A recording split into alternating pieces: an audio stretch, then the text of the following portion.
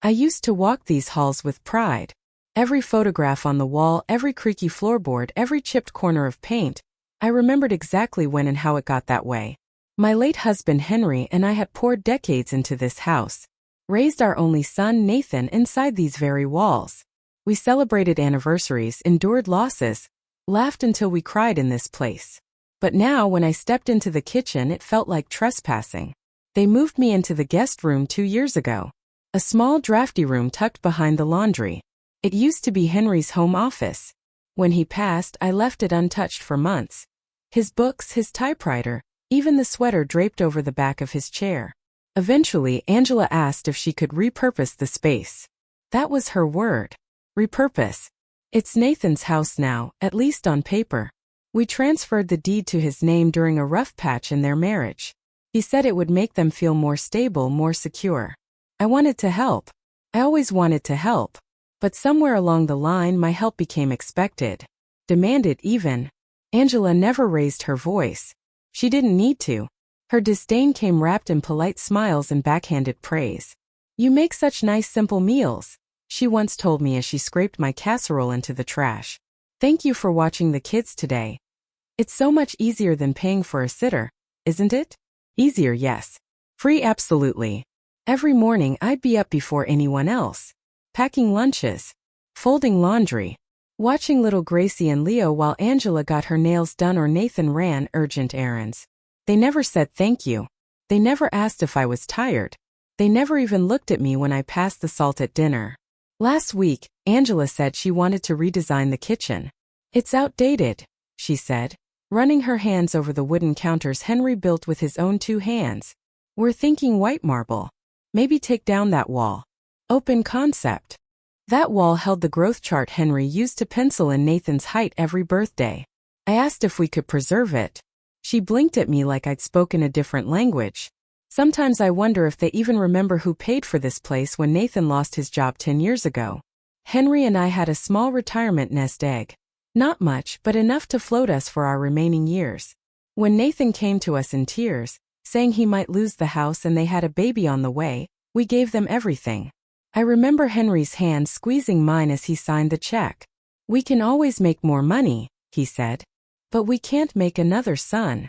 We were supposed to move in temporarily, just while they got back on their feet. Angela said, "It'll be nice having you close. Like a real family village." She even joked about multi-generational living like it was a trendy thing. It stopped being a joke the moment Henry died. After that, my space grew smaller and smaller.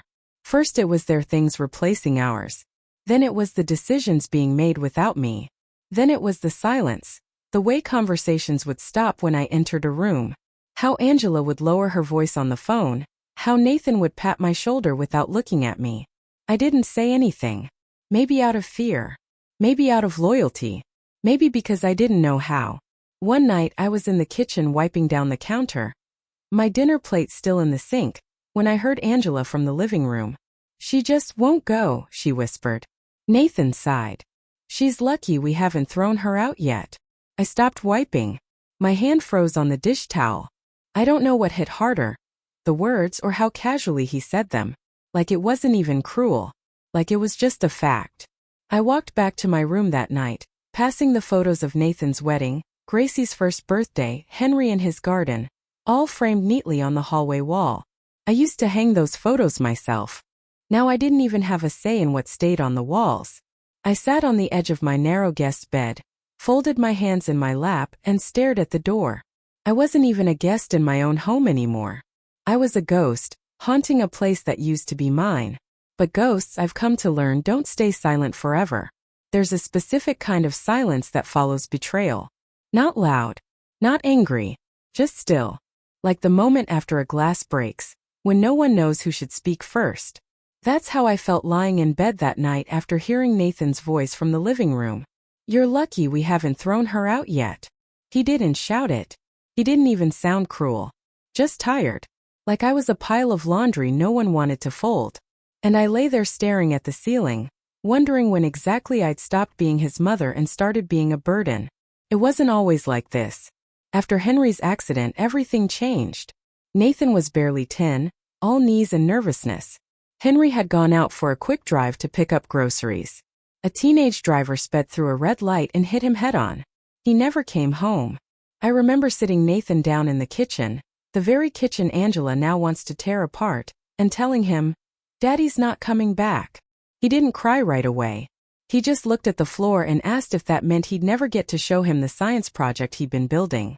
I had $112 in my checking account the day we buried my husband. Grief didn't give me space to collapse. I had a child. I had a mortgage. I had bills. So I got up. I found 2 jobs, nights at the diner, days cleaning offices. I cooked meals in bulk on Sundays. I reused aluminum foil. I sewed Nathan's pants when he ripped them on the playground. There were days I'd come home so exhausted I'd fall asleep in the bathtub. But I never once thought of Nathan as a burden. When he turned 16, I surprised him with a second-hand car. When he got accepted into college, I cried so hard the neighbors thought someone died. I paid every tuition bill on time. When the mortgage matured, I made the final payment with a check that had "paid in full" stamped in bold red letters. This house, my house, was the one thing I thought I could leave behind for him. A place of memories, of safety, of permanence. So when he married Angela, and they seemed shaky, I offered to transfer the deed. I thought it would help him feel anchored. Like I was giving him something solid to stand on. He hugged me the day I handed over the papers. Said, "Thanks, Mom. You're the only reason we have any of this." That was a lifetime ago. Now I watch Angela from across the dinner table as she picks at her plate, calculating how much I must be costing them. Last Tuesday she opened the fridge and sighed. "Did we really need 2 cartons of eggs?" She asked no one in particular. Then, glancing at me with that sugar-coated smile, added, "Maybe we should plan meals a little more carefully, huh?" I wanted to say I'd bought those eggs with my own pension check. But I said nothing. Just like I said nothing when she joked that my perfume was a bit mature for her home. Just like I said nothing when she started locking the thermostat and taping over the dial. Even the children feel it. Gracie used to climb into my lap with her picture books. Now she rolls her eyes when I remind her to use "please" and "thank you." Leo once told me, "Mommy says old people forget things because their brains get soft." He said it like it was a weather report. Neutral. Factual. Not cruel, just learned. And Nathan? He's different now. Wears stress like a second skin. Barely looks up from his phone when I speak. When Angela complains, he nods. When the kids interrupt me, he laughs. And when I'm not around, well, I hear more than they think I do. "You're lucky we haven't thrown her out yet." That sentence played in my head like a broken lullaby. But what struck me most wasn't the insult. It was the certainty. The entitlement. As if the decades I spent keeping this family afloat no longer counted. As if my worth had expired along with the expiration date on the milk I bought. That night, I sat alone in my little room, once Henry's. I opened the drawer where I kept old documents. Faded papers, photos, pension files, bank letters. I ran my hands across the folder labeled House, Original Deed. And I thought, when did I become the afterthought? I don't know if it was rage or grief that filled me. But I do know this. Something inside me snapped into focus. They wanted to erase me. But I wasn't done writing. The house was still when I rose. Mornings were the only time it felt remotely like mine again. No shrieking cartoons, no footsteps stomping up the stairs. No passive-aggressive clinks of Angela's designer mugs on the granite countertops Henry and I never would have chosen. Just silence. And light creeping in through the curtains I hemmed by hand 30 years ago. I padded through the hallway barefoot, the wooden floor familiar beneath my feet. I ran my fingers along the wainscoting Nathan helped paint when he was 12. He spilled half the bucket in the corner. There was still a faint shadow if you knew where to look. I touched the edge of the dining room table where Henry carved his initials. Hidden beneath the runner Angela now keeps covered in eucalyptus stems and overpriced candles. The house still held me. Even if they didn't. I paused in front of the photo wall. There I was frozen in time. Wedding day. My hair in curls, Henry's arm slung over my shoulder. Below that, Nathan as a baby, wrapped in the quilt my mother stitched. Then Nathan in a cap and gown. Nathan and Angela with Gracie as a newborn. But no photos after that.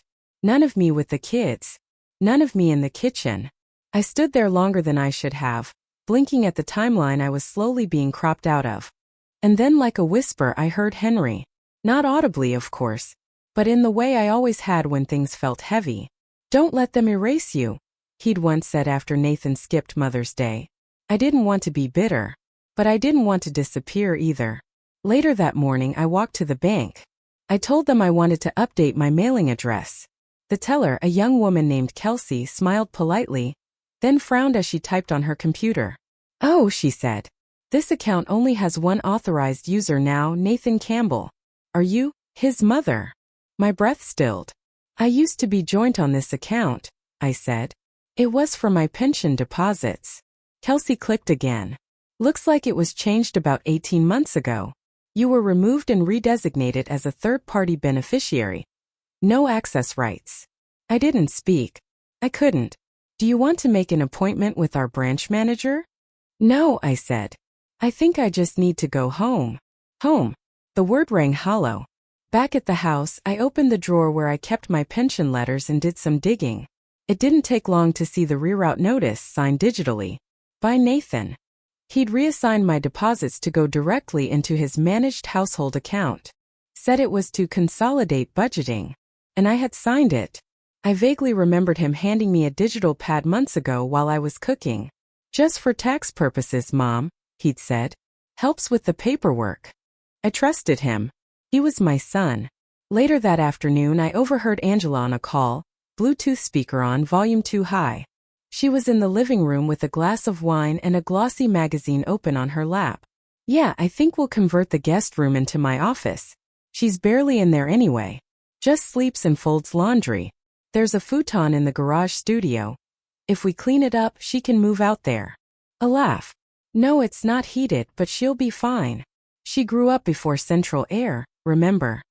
I stepped back from the hallway, heart hammering in my chest. The garage studio was a cluttered, drafty mess where they stored paint cans, broken furniture, and boxes of junk labeled seasonal. That's where they wanted to put me. In a space without insulation. Without dignity. Like I was a forgotten sweater. I didn't knock on the door. Didn't confront her. Didn't cry. Instead that night, I locked my bedroom door for the first time in months. I knelt beside the cedar chest at the foot of my bed and pulled out a battered gray lockbox. Inside, the contents hadn't changed in years. At the very bottom, wrapped in the faded scarf Henry gave me on our last Christmas together, was the original deed. Before the transfer. Before the signatures. Before I gave it all away to make them feel safe. I unfolded it slowly. My name, only my name, was typed across the top in bold black letters. My hands trembled as I smoothed the edges flat. Beneath the deed was something else. A letter. Yellowed, unopened, still sealed in the envelope. The handwriting was Henry's. It read, "In case they ever forget who you are." I didn't open it yet. Not that night. Instead, I sat on the bed, deed in one hand, letter in the other, and whispered to the dark. They forgot who this house really belonged to. But I hadn't. And neither had Henry. I hadn't seen Gerald Whitmore in over a decade. He used to come by for coffee once a month back when Henry was still alive. Always brought biscotti and legal pads, even when we told him to leave work at the office. Gerald wasn't just our lawyer, he was a friend. Someone who'd known Henry since their army days. He'd helped us write our wills, restructure our mortgage, even finalize Nathan's college loans. I found his number still written in Henry's address book. The paper was yellowed and brittle, but the ink hadn't faded. When he picked up, his voice cracked before I said a word. "Ruth? I haven't heard your voice since Henry's memorial." I swallowed hard. "I need to talk to you, Gerald. About the house. And something Henry did. That I never really understood." "Come by the office," he said without hesitation. "Today." It was late morning when I arrived at his modest law office above the florist shop on Maple. The bell over the door jingled like it used to when Henry and I stopped in together. Gerald looked older, of course. Thinner, with deeper creases beneath his eyes. But he still wore those same round glasses and that gray cardigan with the leather elbow patches. He poured us both coffee, black, no sugar, just how Henry liked it, and listened as I unfolded the deed, my voice low but steady. "I gave Nathan the house a few years ago. It was meant to help them feel settled. But I found this deed. The original. And this letter Henry left. I passed it to him unopened. Gerald blinked, surprised. He left you this? I think he knew, I said quietly. That one day, they might forget everything we gave them. Gerald took a deep breath and opened a drawer. He pulled out a dusty red binder, flipped to a tab marked trusts and began skimming. I don't know if you remember, he said slowly, but Henry came to me after his first stroke. He wanted to ensure you and the land were protected. We drafted a land trust, just the land beneath the property, not the structure itself. He was very specific about that. I blinked. The land. Gerald nodded. It's a split title. The house deed was separate from the land title. He never transferred the land. It's still in your name, held in trust, irrevocable. Meaning technically your son owns the house, but he's sitting on land that isn't his. I sat there stunned. Gerald continued. They'd need to pay you rent or get your permission to legally occupy the structure. And since that never happened, well, there's a path here. A path? I asked cautiously. He leaned back, fingers steepled. We could file a quiet title action. It's a legal process to resolve ownership disputes. Because your son never had legal claim to the land, we can reassert your rights. You'd essentially regain control of the property. Once that's done, you could initiate an eviction process. I stared at him. Eviction? Of my own family. Gerald softened his tone. It's your land, Ruth. They've turned you into a tenant in your own life. But this isn't about vengeance. It's about truth. About dignity. Henry made sure you had an escape hatch if you ever needed it. A silence hung between us. Not awkward, just heavy. I thought of Angela's voice echoing down the hallway, laughing about moving me to the garage. I thought of Nathan rerouting my pension like I was a child with an allowance. I thought of how they all walked past me like furniture. A burden. A leftover. Gerald poured another cup of coffee and said quietly, You don't have to scream to take back your power. I looked down at my hands, wrinkled, veined, still steady. The same hands that once held Nathan's when he had nightmares. The same hands that worked double shifts to keep food on the table. The same hands that signed away my home out of love. Now they would sign something else. Back home, the house looked exactly the same. Gracie's sneakers were in the entryway. Angela's handbag sat open on the counter. Nathan's keys hung from the hook I installed 20 years ago. But everything had changed. They didn't know it yet.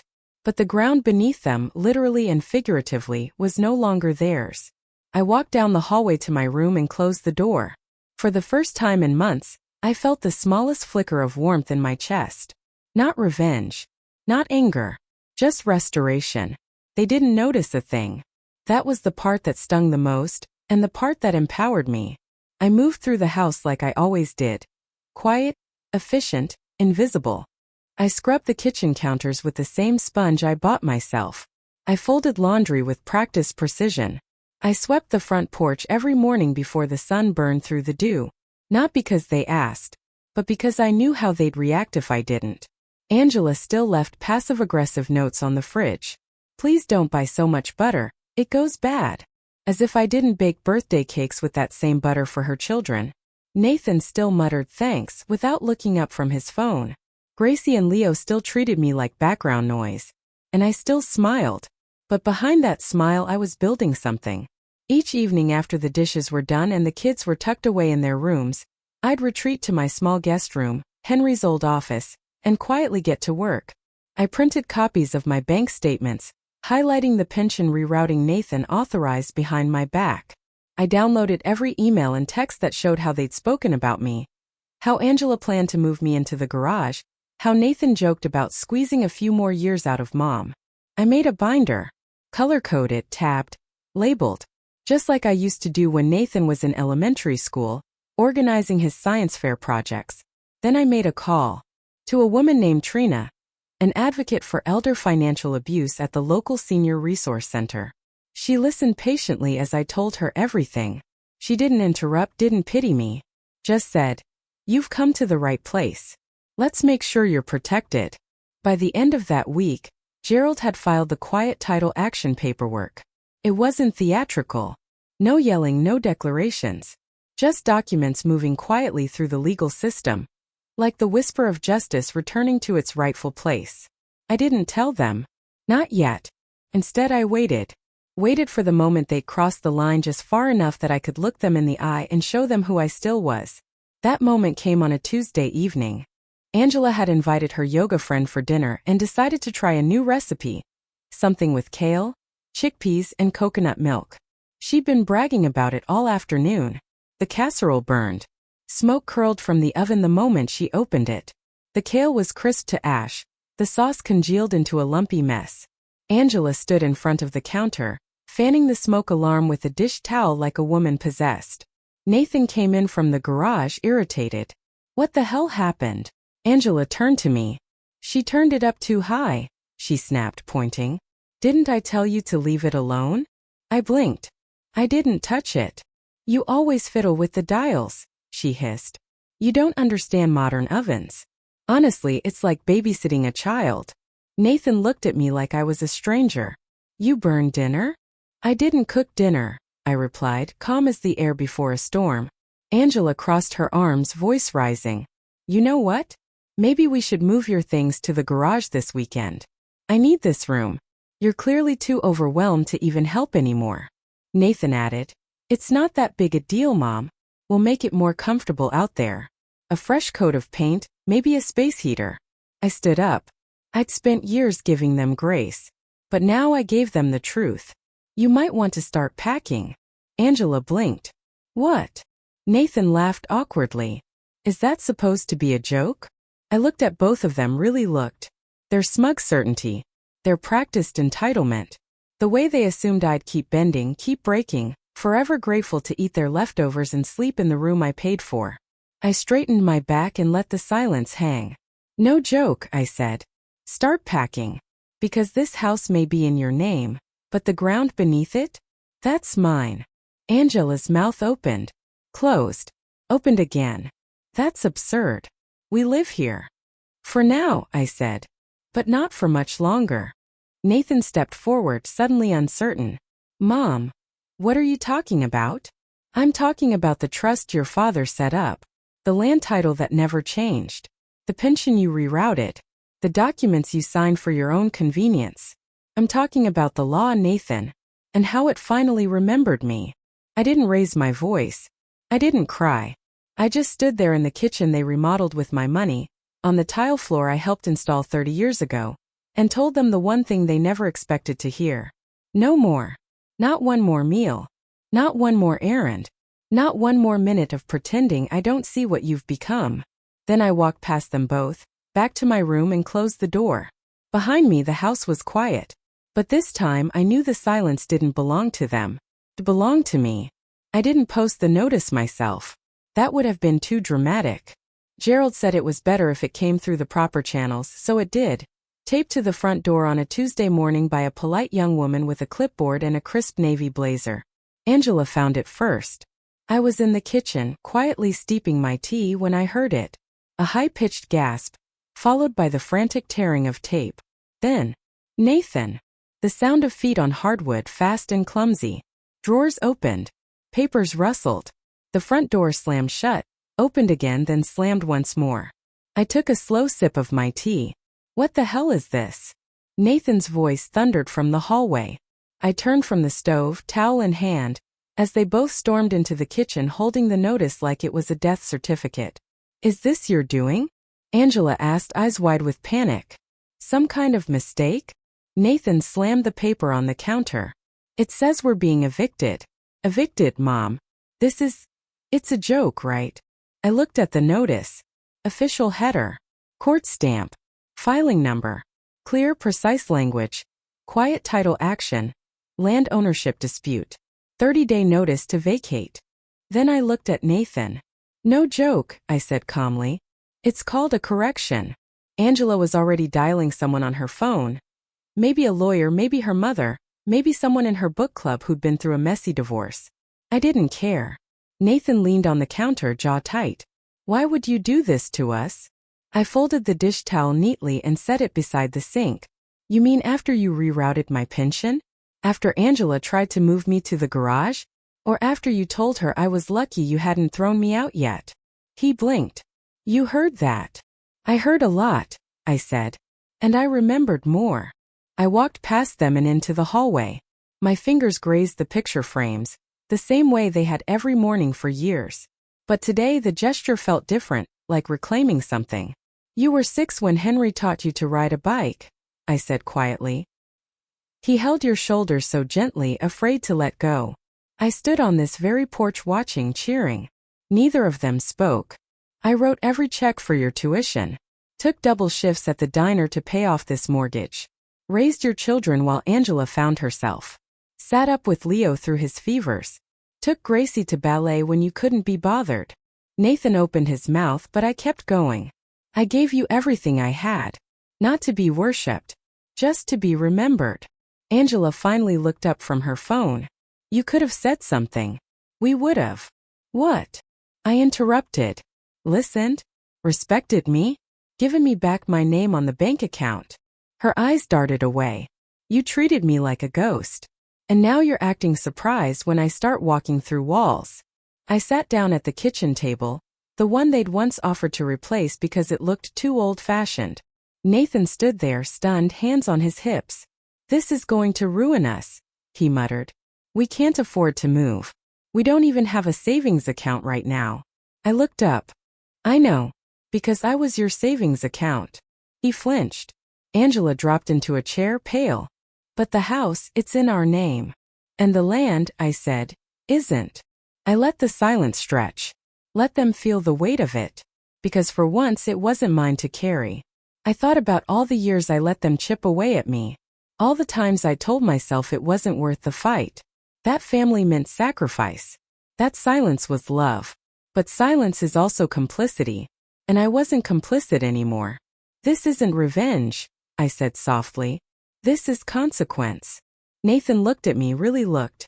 And for a brief second I saw the boy he used to be. The one who'd hide behind my legs when he got scared. The one who brought me dandelions from the yard and called them roses. Then it was gone.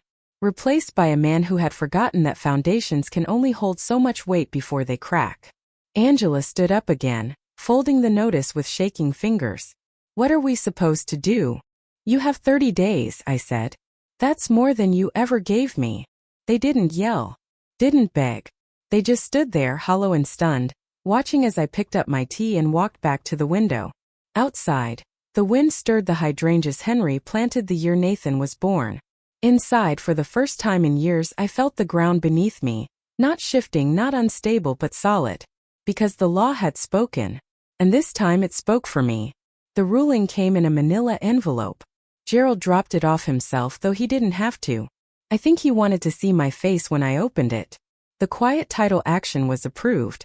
The trust held. The judge upheld full ownership of the land and granted legal authority to vacate the property. 30 days. No extensions. I stood in the doorway with that envelope in my hands, sunlight spilling across the hardwood floor, and felt something I hadn't in years. Whole. The next day, Nathan came home early from work. He must have heard the news. He walked into the kitchen like a stranger, shoulders tense, eyes tired. We're your family, he said, no greeting, no pretense. You're really going to throw us out? I didn't look up from the letter I was reading. I didn't throw anyone out, I replied. I reclaimed what you abandoned the moment you saw me as an obstacle instead of a mother. He leaned on the counter. We made mistakes, okay? But this is cruel. I folded the letter neatly and set it aside. Cruel is rerouting my pension without asking. Cruel is talking about me like I wasn't standing in the next room. Cruel is asking me to sleep in a windowless garage after I gave up everything to keep this house afloat. He opened his mouth, closed it, sat down heavily at the table. I didn't soften. Not this time. Not anymore. Angela appeared moments later, dabbing her eyes with a tissue like she'd practiced in the mirror. I'm sorry, she said in a breathy voice. Truly. We were stressed. We didn't mean to make you feel unwelcome. I raised an eyebrow. You didn't make me feel unwelcome. You made it very clear I wasn't welcome. Tears welled up, strategically placed at the corner of her eyes. We thought we were doing what was best for the kids. I said nothing. Later that evening, as I walked past the hallway, I heard her on the phone. I don't know what we're going to do. She's turned into some crazy old witch. This isn't the same woman Nathan grew up with. I paused mid-step and smiled. She had no idea how right she was. The day after they moved out, the house was still.